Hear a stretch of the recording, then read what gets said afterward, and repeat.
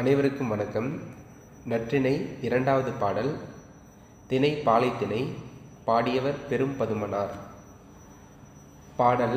அழிந்துபட வீழ்ந்த பெருந்தன் குன்றத்து வலிவல் ஈந்தின் உளவயம் காட்டு ஆறு செல் மாக்கள் சென்னி எறிந்த செம்மறுத்தலைய நெய்தோர் வாய வல்லிய பெருந்தலை குருளை மாலை மாநோக்கு ஈண்டி இவர் ஈங்கைய சுரனே வையயிற்று ஐயல் மடந்தை முன் உற்று எல்லிடை நீங்கும் இளையோன் உள்ளம் காலொடு பட்ட மாறி மால்வரை மிளிர்க்கும் உருமினும் கொடிதே.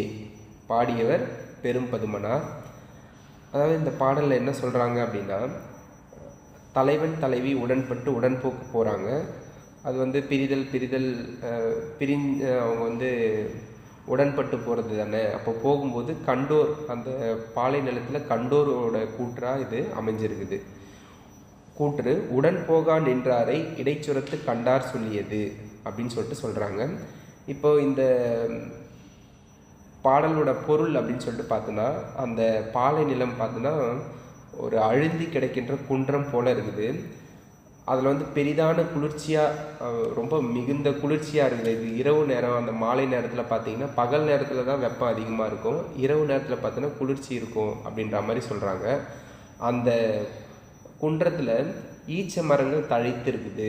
அந்த ஈச்ச மரங்கள் தழைத்து இருக்கக்கூடிய இடத்துல காற்று சுழன்று அடிக்குது. அப்படி சுழன்று அடிக்கக்கூடிய இடத்துல இந்த புலிக்குட்டிகள் என்ன பண்ணுதுன்னா, அந்த பக்கமாக போகிறவங்களுடைய தலையை, மக்களுடைய தலையை அது மோதுது அப்படின்னா அதை சாகடிச்சிடுது போல இருக்குது. அப்போ அந்த சாகடிச்சதுனால அந்த புலிக்குட்டிகளுடைய வாயில் குருதிக்கரை படியுது. இந்த மாலை நேரத்தில் அந்த புலிக்குட்டிகள் பதுங்கி இருக்கக்கூடிய இடத்துலேருந்து அந்த புதர்கள்லேருந்து எட்டி பார்க்கக்கூடிய தன்மை உடையதாக இருக்குது அந்த சுரம். அந்த சுரத்தில் அந்த காட்டு வழியில் இவன் என்ன பண்ணிகிட்டு இருக்கான்னா, தலைவியை கூப்பிட்டுட்டு போயிட்டுருக்கிறான். அந்த காடு எப்படிப்பட்டதுன்னா, இட்டங்கொடிகளும் இருக்கும். முன்னாடியே அந்த காட்டினுடைய கொடுமைத்தன்மையை சொல்லிட்டாங்க. அந்த காடு புலிக்குட்டிகள்லாம் நிறைஞ்சிருக்கக்கூடியதாக இருக்கும். அது மனிதர்களை கடிக்கிறதுனால அதோட பல்லெல்லாம் எப்போதும் சிவப்பாக இருக்கிற மாதிரி இருக்கிறதா சொல்கிறாங்க. இப்படிப்பட்ட காட்டில் இரவு போதில் கூர்மையான பற்களை உடைய மென்மைத்தன்மை வாய்ந்த பெண்ணை இவன் என்ன பண்ணிட்டு இருக்கானா, அவன் அவ்வளோ கொடுமையான காட்டில் மென்மைத்தன்மை வாய்ந்த இந்த பெண்ணை கூட்டிகிட்டு போகிறான் அப்படின்றத அவர் இந்த பாடலை பதிவு செய்கிறார் பெரும் பதுமனார்.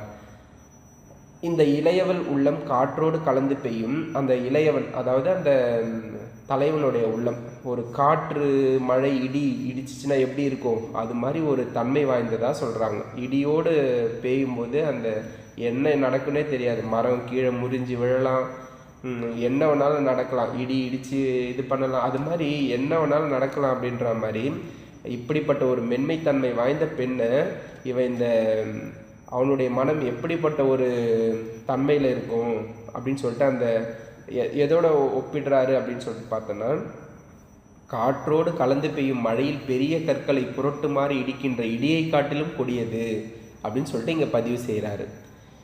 மீண்டும் அந்த பாடல் ஒரு தடவை.